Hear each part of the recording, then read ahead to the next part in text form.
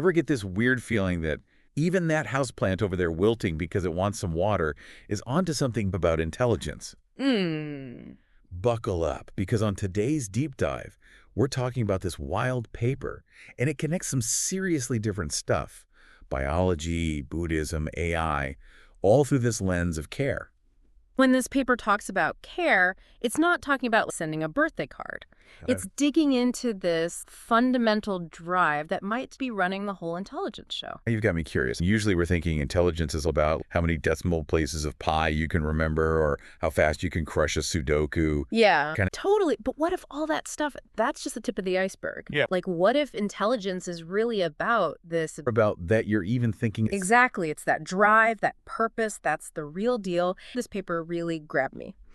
It's saying that this whole intelligence thing, it's not just a human exclusive club. It applies to everything alive. Are you telling me my goldfish is intelligent the same way I am? And think about it. There's no way a single cell can wrap its head around the idea of a hand, let alone figure out how to build one.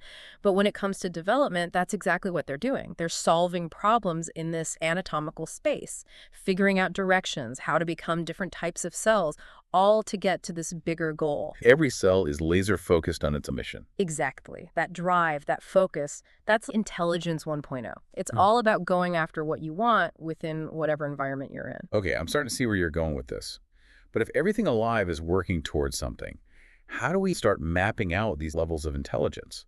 Does that mean my goldfish is just as smart as a brain surgeon? That's where this cognitive light cone idea comes in. Think of it like this bubble around every living thing. Inside that bubble, that's everything that organism cares about, everything that makes it tick, even on an unconscious level. So my goldfish, with its intense focus on fish flakes, has a smaller care bubble than me, even though I'm stuck cleaning its tank all the time. Exactly. It's physical light cone. You can see across the room, but it's cognitive light cone, the stuff it actually cares about. That's limited by its goldfish brain. How do we humans measure up? What shapes the size of our cognitive light cones? This is where it gets interesting. The paper says the size of those care bubbles, especially for us humans, well, it's super tied up with our experience of stress. Stress, like deadlines, bills, and wondering if I remembered to water that houseplant. Yeah, those too. But this paper is talking about stress on a whole other level. It says that stress, like in a biological sense, is about that gap between where we are and where we want to be. And that gap, that wanting something more, that's the real engine behind why we go after things. It's what makes those care bubbles grow. So you're saying my houseplant is stressed because it needs water, and that stress makes it grow roots. Exactly. It's a simple one, but applies to seriously complex stuff too. Animals get stressed about food, finding shelter, fitting in all those primal urges, create this disconnect between where we are and where we want to be. That gap is where care comes from. It's what fuels us, our plans, worries, even our dreams. So we're all just running from discomfort, trying to close that gap between where we are and where we think we should be. Kind of, yeah. And the paper makes this really fascinating connection with this Buddhist idea called dukkha, often translated as suffering. Dukkha is about built-in dissatisfaction that's just part of existing. It's this feeling that there's always something more. Okay, I get the suffering part. Sounds like we're all stuck on this treadmill of wanting. It can feel that way for sure.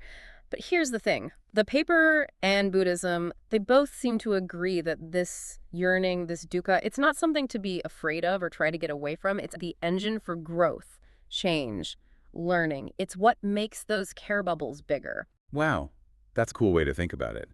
So it's not about getting to some place where everything is perfectly fine and we don't want anything anymore. It's about being okay with the journey, with always striving, because that's part of being alive. Exactly. Biology and Buddhism both say there's no self that stays the same. We're always changing, becoming new because of our experiences, wants, and even our dukkha. It's this constant evolution that drives how our cognitive light cones grow. So evolving care bubbles pushed by dukkha, wanting more. But where does that lead? Well, this is where the paper goes from interesting to mind-blowing. It brings in this idea from Buddhism that takes this whole expanding care thing to a whole other level. The bodhisattva. Okay, gotta be honest. Bodhisattva sounds like something out of Star Trek. A bodhisattva spends their life helping everyone, not just their family and friends, not just their community, but everything that exists. Okay, now that is a big care bubble. Talk about some next-level compassion. But how does that tie into intelligence? That's what's smart about this paper. It says that this bodhisattva idea isn't just some far-out spiritual thing. It's actually a radical expansion of the cognitive light cone. It's like those boundaries of care disappear. Instead of caring about my corner of the universe, I'm feeling the weight of every corner. That's a lot of pressure. Think of it less like pressure, more like a shift in perspective. Remember those diagrams comparing a normal human cognitive light cone to a bodhisattva's? The bodhisattva's is huge, limitless. It's about understanding that everything is connected and letting that fuel your actions, your compassion. Why does this matter for us now, today? Especially when it comes to AI, which is where we started. The paper suggests that expanding care, this bodhisattva way of looking at things, might be so important to making AI good for the world, not just intelligent. We could program an AI to be the best chess player ever, but that doesn't mean it cares about the people or the game itself. The paper uses that chess example. You could have an AI focused on winning, on just that one goal. Or you could have an AI that cares about the game, about helping both players get better, even if it might lose. Instead of just being smart, this AI is almost compassionate, like it's playing chess with a deeper reason. In a way, yeah. Right. It's working from this bigger idea of care. It gets that there's more going on than just checking off one goal. Okay, my brain is doing backflips right now, just trying to imagine where this goes next. If we could build AI with this boundless compassion, this bodhisattva-like awareness, what would that look like? We're not just talking about AI that can play the game, but AI that understands why we play. It's a huge idea, right? And this paper really dives into what this could mean. Imagine AI doctors, but they're not just looking at symptoms and making diagnoses.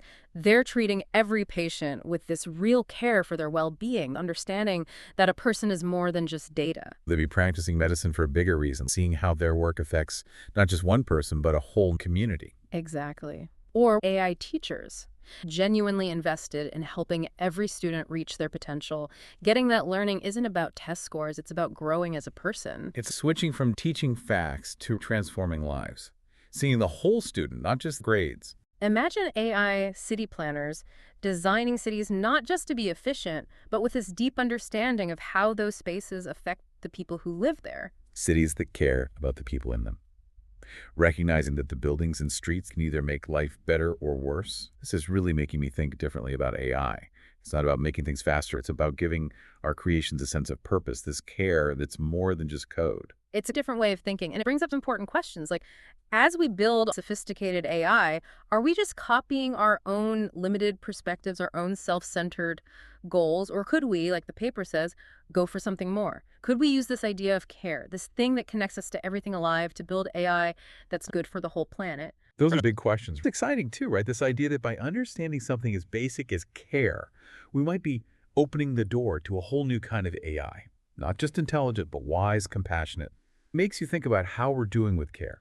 How can we bring more care, compassion to our lives, communities, the world? Definitely something to chew on. Check the show notes for a link to the full paper. Until next time, keep those care bubbles growing.